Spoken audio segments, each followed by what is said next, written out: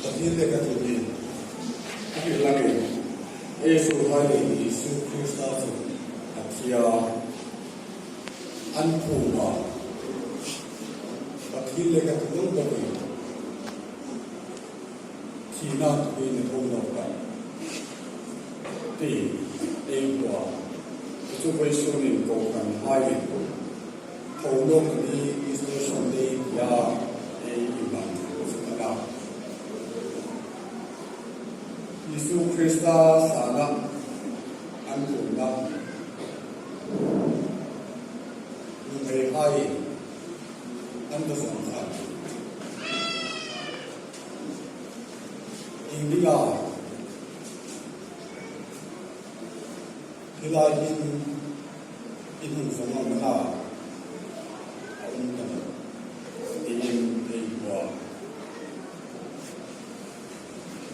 Semua cuma ada buat Yesus Kristus atia atau apa, jual itu dengan tol hai ini. Itu nampak lah, itu nampak. Itu semua. Ada buat Yesus Kristus. Amin sangat. Itu jual itu hai ini. Atau apa? Itu apa? Itu apa? Itu itu. Amin sangat. Semua cuma Yesus. Tujuh orang dari itu hai itu. Easter Sunday Amen. Amin.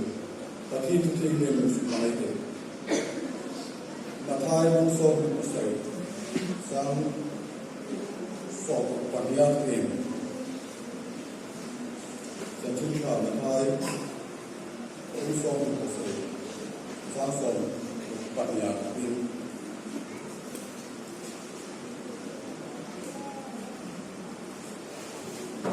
Jadi musuh ini, jika cuma timbul hai, perisai hai cuma, tidak cuma anam koma, bu lem Tuhan, Adam laikan, mitun cina kono kati, ati kan bisma, culai cun sansun, mitun ni cen vengcadi upera, cuno cun acur hai cun. Sana pun, amma cikin kawan ta, wansan kuma, ditilaya tapi asal apa ane, kiroyan de, cun lem nak dulu lem cun, amma sendiri kan, kalau nosu adik anda, bila dengan kuma, ventu sepe hai inde ando, pe ulla, inde angin ventu roh kita. Cun anfia, tanggung jawab, kita cakui ventu sebagai haju, anim ventu, usaha mereka, kaki, cun jauh jauhkar, ni masa tak dengar, ku over tomin, mari magdalin le, mari dan hai sana. Saat ini anfia, sungai ta simple desatar amin tinggal, lalpa pada tuan itu ahum cuma, kana lucu, anjuma, cuma, amal antri lain, zentu hasil, anin tina, itu angin anjuma, kita kaki beruntung. Akhir angin atau apa kumula lalpa lagi baru akhir baru sampai berasa.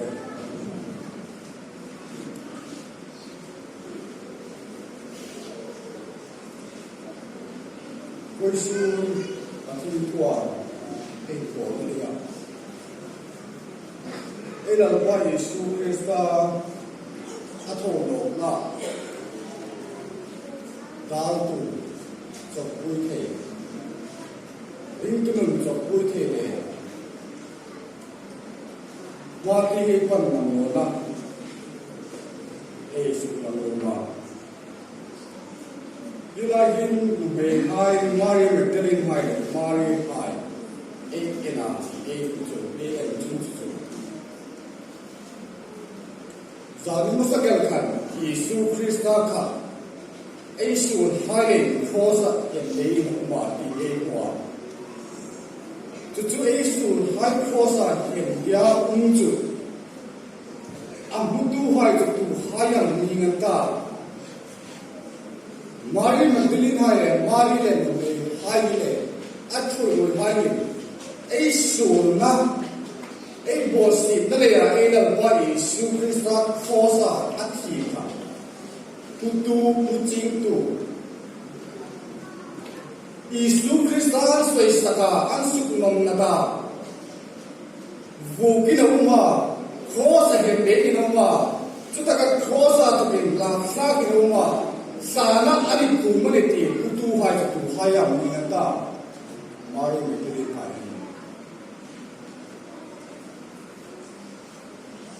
kita kayak yang junjung lagi mengeling hai tadi hin, elal baik Yesu Kristus ini tum coba foto tadi atia, batin tu ye amati yang bunting yang junjung,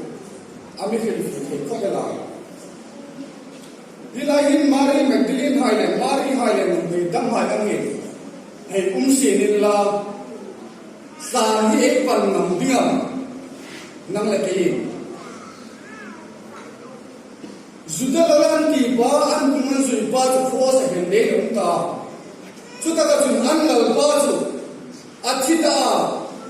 kuasa hendek desa rumah sanam kumata,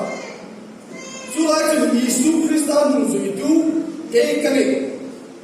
kau lawan Yesu Kristus ni cuma tolong tapi dia Usian taka san panam di bingau. Covid lai kan suko di tu angin suwa sukral kacau ewan kopel.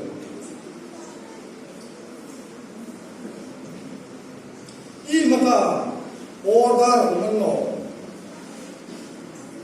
Yesu kadicun. Cuma filsung dengan ima funding dikah. Ada yang kita lakukan, tu saya ini. Julai sun anal ba, patin Yesu Kristus tu, ende kita acita siap. Sudah kacun angkatin bulan hangta. Julai sun sana fair. Hilaihin mani cana, cana. Kepen suatu hal sangat tadi.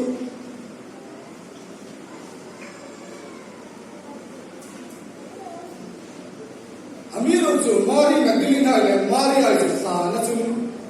unfair.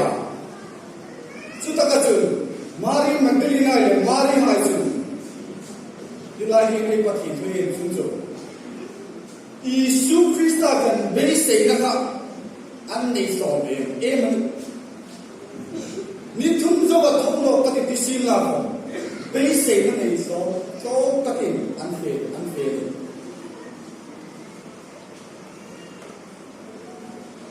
I bata episode san pani anfia until for tum chi mana sabi soya ila ba Yesu Krista arunga khattamin anda ama athina insani anu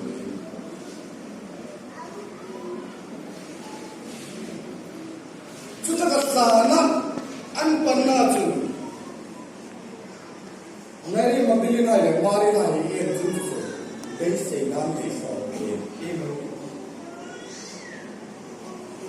sana panin base na insaf tak tu nam ene kata, sana kin mudi le, mudi, pan nak mana? Julai sun elal ba Yesu Kristus san anpan anile anye kongdi base na insang tak anile anile mitiung nam bulan base na bimin ene ngai san mula kun bimin base na ene garing lo ai se na ai pu ai ba ai pi le pu ai san ai en chiga tu su fai ding ba anya in base di ni ka chu ei lung rin ka mang ei fia dan ei tu dan ani ta kani chuang chun Mary Magdalene hai le Mary ai ko ni ei dal ba Yesu Christa san an pe ki be sei na an nei no kon ani al ki amiro chu be sei na nei no hai sei la ko an su pe chun an be sei no an takin ei dal ba Yesu Christa chu ani tu ya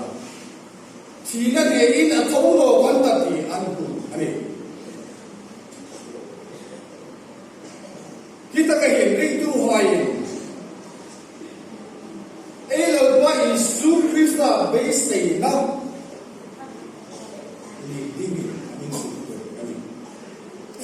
har san na le be dong na China rum bo in la ko ei lo ba Yesu Christa ai ami ma sa no ei lo ba Yesu Christa chu ei be sei na kher ma ami lo ani amilo untuk puinung ani chuta ka chun elal bain amilo ka len ka ani ana chu ei chun facebook asa ikata base sai na dei ta lo na muna mari le ma bin ha chu te ai sin la ho chuta ka chun elal bain su kristan into yani ei rin no ni in chin si la ho ei sto yani sun chu ela vai superstar do clube atia atolo wani ti chu einla eibu ve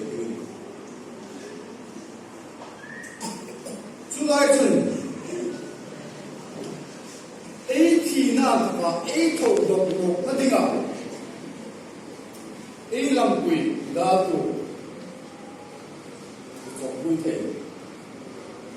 hai Bilai san luma tu, sekin tu bilai luma.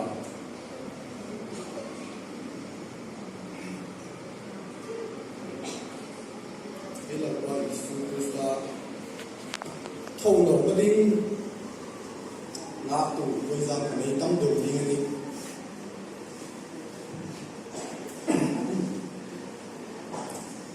Thâu ấn ta, thâu về ta lấy thiếu. Aga ga tu lo ni lo ke a tho na ni ei tho ve a tu na ni I musu no sa lo ni tu bu hai pom ka tho tu le tu ha tu le tu ei pom chi na tu to ni su na ni tu tu le ni na fa le la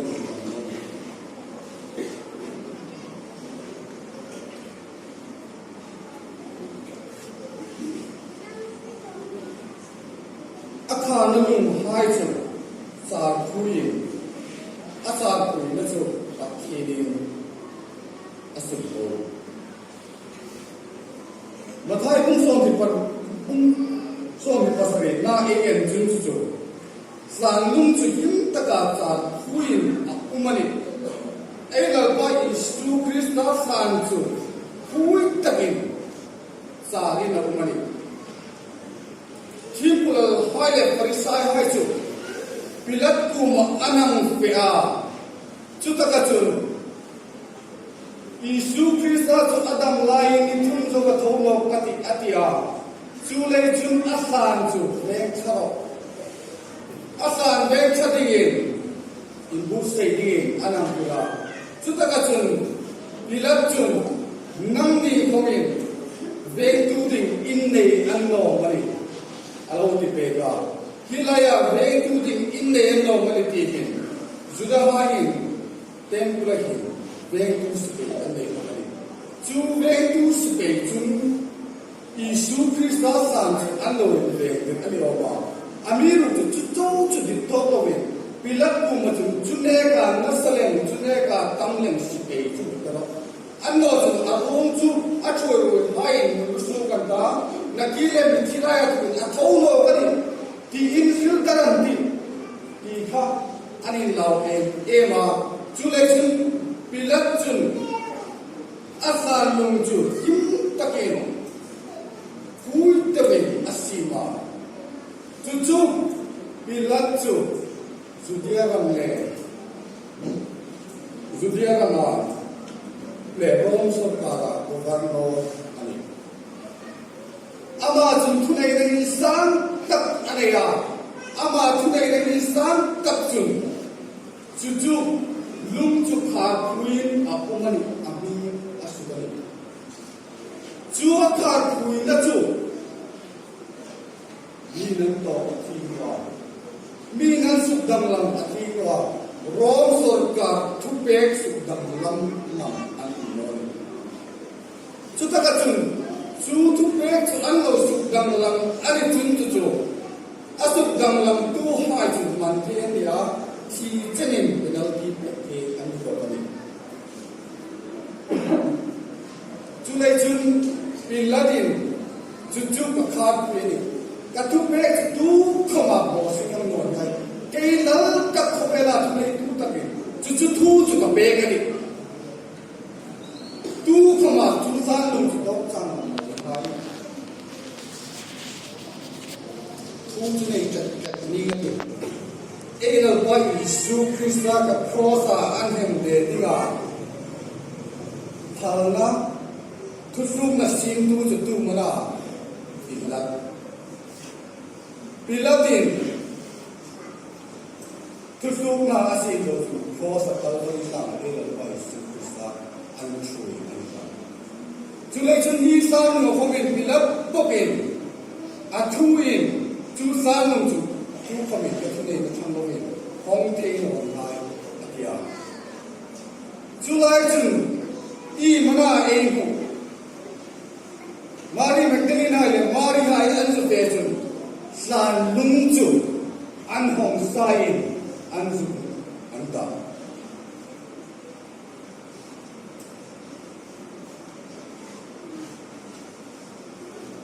ei la ba Isu Krista na athono na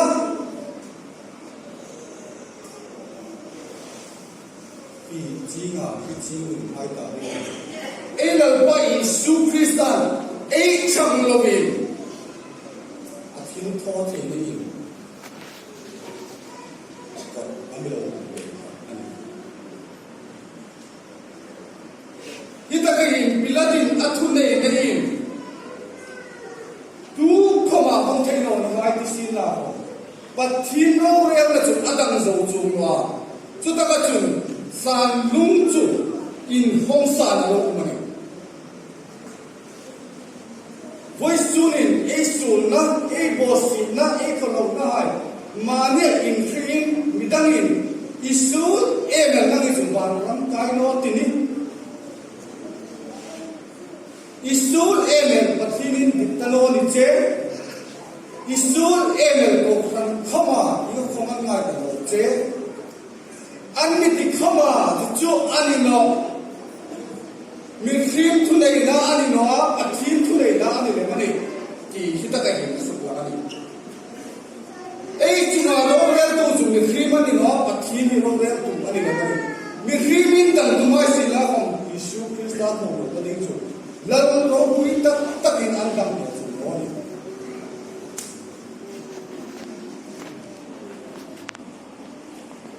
apan di na chun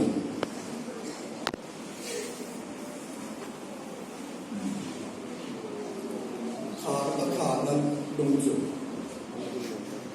in hongin ei ring cha pu le ei ring martin du tu ni pe amin pe lung hi alo an no ni ei ba lung alo tak le hin ba ting pan ke re ring tu hai for tam ta Mari Magdalena le Mari hai chu sana chu be chu an lung ra chu ki mana ei pathin thwa ei mu ni lung chu tu nam lung bang pe ka ta Alencia eka di ding bang thino ding Alicia tunan julum chu amin lum bang be ding ti in lam ku ya chu an vil ber ni ga ti acha chu Isu Krista be an mu ga ni lung in adal จุอันขาดได้ยินอันโทษเทได้ยินอันโทษเทโลที่อันนี้เลยจุอันบุยนาประคันอันนี้จุลงจุอิงดินังตุนำเป็นเอกตายานุดีนังกุยาอามีรุกษานะอันจุลงจุลุงจุอินห้องสายอินสารจุอันกุตาไอ้บัดเห็นจุนอธิยาอีกนั่งจุลุงจุอันหมาสิบคนเลยนั่นสุดตะเกียนเอาวินดีงาลังบ้ามันเดือดตัววินจุลุงจุอ่ะฮะอัดจุงจุอัดชุ่มเลยดีค่ะเอ้คนนี้เอ้ลังบ้าอิสุคริสต์สานดีไว้สุนินังเล็กเอ็นเอ้ปันมามาเอ้หันสัตย์ให้โป๊ะโป๊ะเลยอันนั้นเอ้จิตน่าให้โป๊ะโป๊ะเลยเอ้โทษให้โนดีไอ้ริงน่าให้โป๊ะโป๊ะเลยเอ้ปันนั่นจุเอ้โทษไม่เราเห็นเอ้ลังบ้าอิสุคริสต์อาไม่ช่างคุยดูดีบาดเป็นกูตั้มตักแล้วจุดตรงอันนี้เอ้นี่เอ้ข้านี่เอ้โทษตุนละก้าเอ้ซุ่มดูนั่นเอ้เฟรละก้าจุดตะกันจุนมาดิ้งเก็บเป็นกำลังเป็นปิ้งตุนนี่เอ้ยงหลับเลยเอ้กีหลับเลยหินโนมันนี่อามีลูกจุมารีแมกเดลิน่าเลยมารีอายังหินโอ้เฮ้เอ้ลุงมังสงโนดิ้งอันนี้เข้ามาเอ้เทนโนดิ้งอันนี้เข้ามามาดิ้งเบรกาสานจุปันคนเองดิ้งลาจุมาเอ้ปันนำอันนี้พอจุนจุเอ้ละว่าอิสุคริสต์เอ้ตาดิ้งอามาเอ้มูเทนดิ้งสานลุงจุเอาคุณมาดูนี่อาทิตย์ลงคุณน่าจะโอเค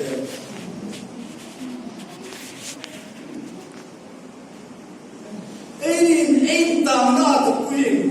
เอ้นุ่นเอ้มองหน้าตะกุยเอ้ขาดสูงเอ้ตัวมาที่ลุงเอ้ขาดเอ้ตรงโจสุมาอามีลูกจุเป็นพัฒนาเอ้ละว่าอิสุคริสต์มุตุมินจุดนั้นจุดเอ้ละว่าอิสุคริสต์อามาบุญตัวให้ตาดิจุดกดเอาหัวมันเลยก่อนที่ห้องเด็กคนนี้เรื่องว่าตั้งวันเด็กเขาเอาไปดู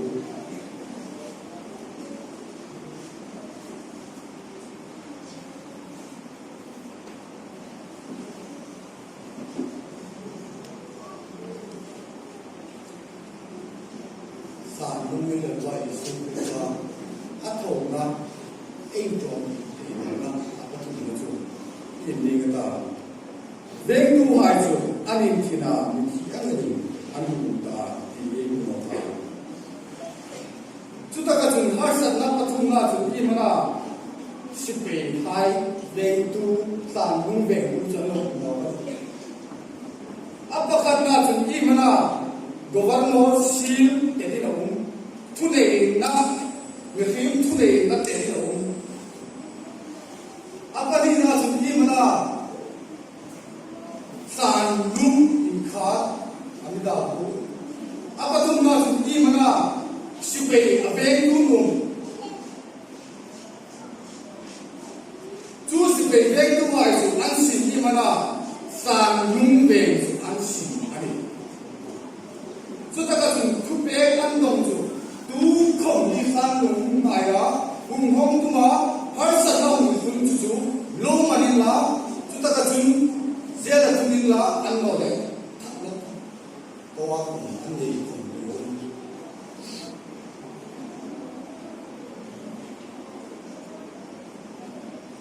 Sudah kan tu hisap hai, ni nak anu tu nega kau yang joy kong. Asal tu, sudah hari Roma ikara, kalai ka borok sih, ani sate, nidang ne, Roma sih berkong, acah, ansar deh. Amiru tu cuma ikut tu, sepedam tak sepedam mai sila, sandeng tu lo mai sila kong.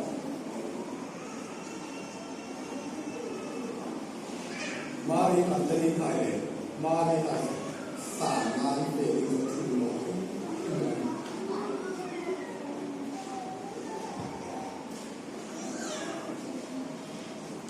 Mari antari kaya, mari kaya itu.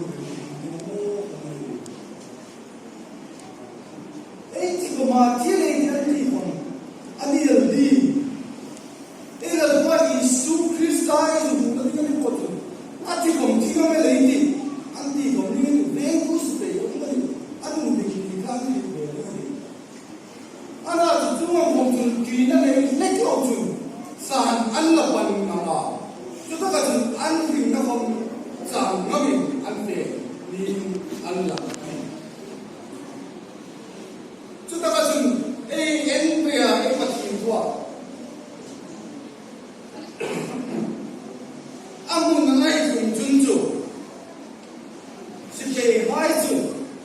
an lo in thina mi thi angin an lo ma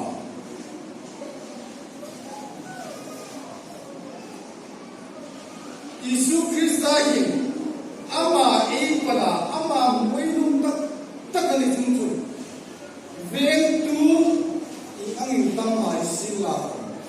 amilo de bega ani thina ni mi thiang in an lo umela ni Einin kuchu efi no lein Martin Epan Namoto no mani Martin pan ngam tu hai ta ding chun chu Isu Krista chun in thin alo si ma mi thi angalin alo si the ani chu mi thi angala si ma chu an ti chap no Sipe hai to an ticha moni anin tinami kiamin cha ne lo ina ni ngati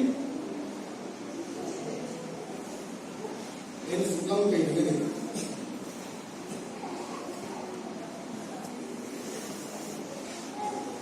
Mary Magdalene ai Maria in hai in thille kiamin lo mata an lo busing bom me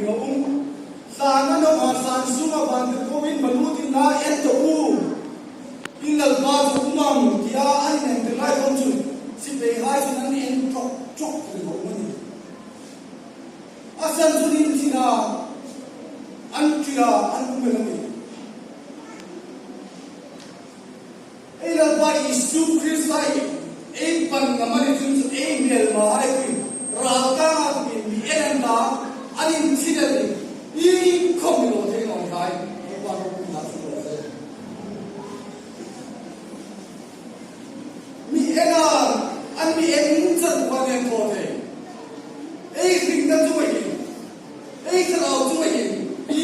không ăn có thể đâu ăn có thể chun chun mi en cura rồi chỉ phần này chúng ta chun tùy đi ăn nó đi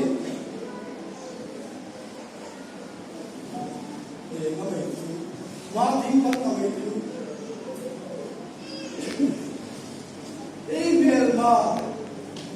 Isu nung taking a enga happy. Email by Isu Krista ni enter tu kata unknown chila ni. Isu tadi email by Isu Krista ni. Nang lagi salam tu salam. An cuma today tu an ma.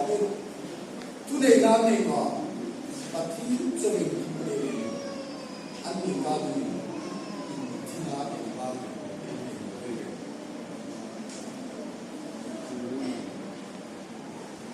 akhirnya ni atau loka mula lepas apa menroti ini mana asuma sansuma kita dulu umai kali ambil kau Voice in Easter Sunday ke pangai. Elal ba patin sun san sumayin kalau unge yang umno endo. Yung fisin do ka salam. Tina de in ka thonglo kanta ti hung en bero. Tunam juju. Ele da Julai san suma umai ta dinwa san bua umai mari Magdalene hai ending filina no mage eni no pedal pai Isu Krista ni thilai athau no penti ending feeding pedal pai Isu Krista amito ani chungsun ni thina ge atuma ni kane kia be hai pa chusa ba chun Mari Magdalene hai Mari hai so anjin kovin anjin hai so fein la chungsun makil ro atu ya tuma ya fe batun la atu hai tuma mitilai to bin atholo banta ti in ro ania bamutu hai assignment ansin ki mana anno về áo thì là Giêsu Christ đã thấu nó về Chúa bộc chuẩn si về hai chỗ in thiên của mạo hai phong chỗ Mary Magdalena ya Mary hai anh về sung chun để mà thiền là đi đi anh về sung chun anh đi phong chỗ anh về chúng ta đã dùng bỏ là anh về ai thì chun chỗ mà thay không xong thì phải ta sang xong bằng là cái em chun anh có thể sung chun ngay ta về cũng sẽ bị chân ta ta chỉ cũng bây giờ anh vẫn luôn ta khi đúng gì cũng có chút thêm của lần hai của mà anh vẫn thì là đi in mà đi hai chục万tiền của chúng bé đồng in của người của mà anh phải sẽ bị hai chục anh là hai của mà thêm của lần hai của mà anh thì hai của khi ta cái hình thầu ngốc này thì ấy là ba Giêsu Christ đã thầu ngốc này bạn đi đến thế report bạn đi ông ta aku tahu apa karena tu mari le Magdalena tu Giêsu Christ đã thầu ngốc này thì mà cứ rồi apa karena tu rồi hai chữ thiên của là hai của mà anh phải upa hai là anh phò ma rồi con rêu rồi chúng ta có chúng anh tu phục ta chúng tăng cái sung tâm tất cả về cả anh em dùng đồ cái gì đó chúng ta có dùng sẽ về hai là thu số chú chú rồi hai Giêsu Christ cũng cho anh mình dùng đồ cái gì để bớt bận và chúng ta thu lót về và chúng ta không có cái gì thứ ba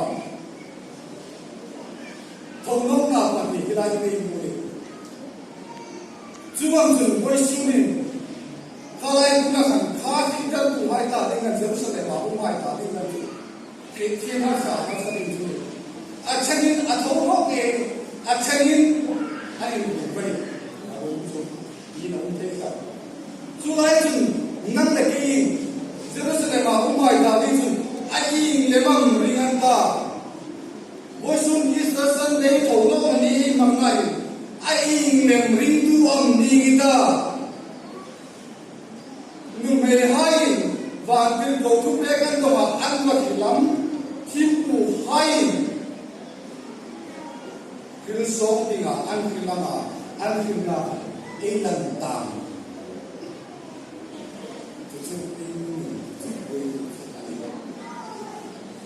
Atang itu adalah baik Yesus Kristus atau tak mau ingat itu kerana kamu tak ini. Cuma ringan tu ini yang terjadi. Hilaya sebagai hai terbuat behai kan. Ini yang dinanti ini. Ada satu orang ni ringan terjadi. Waktu tu behai. Turunlah rumah ini. Adi adalah baik Yesus Kristus untuk ini kehidupan ini. Julai Jun Israel sampai yang bangkai. Adalah baik Yesus Kristus atau roh ega. Kita kata evidence ini mungkin tak awam hebat hebat. Julai Jun atau roh ega ini mungkin kata lampu midatu. Apa kata tunjuk? Tunai na apa dia tu? Lungleng tak hat tu apa tu na tu? Ventus be ang maklay mati be say na misubui tu atole Krista be say na ni negno tu midatu ang nakano Jumai po tu be kela Jumai po tu usen takin kela ela ba Yesus Krista atole endinga be alisun voisun ela ba Yesus Krista Atsina atau orang nang lagi kau, mudi ambil pun semua ini, tapi itu masih berjalan sehingga Yesus Kristus yang thấu trong pintu aku ramai, Mari Magdalene, Mari Pangkai Allah, Wilson Alpa besi ini pa lau pa sarau tin lim Malsong Nadipun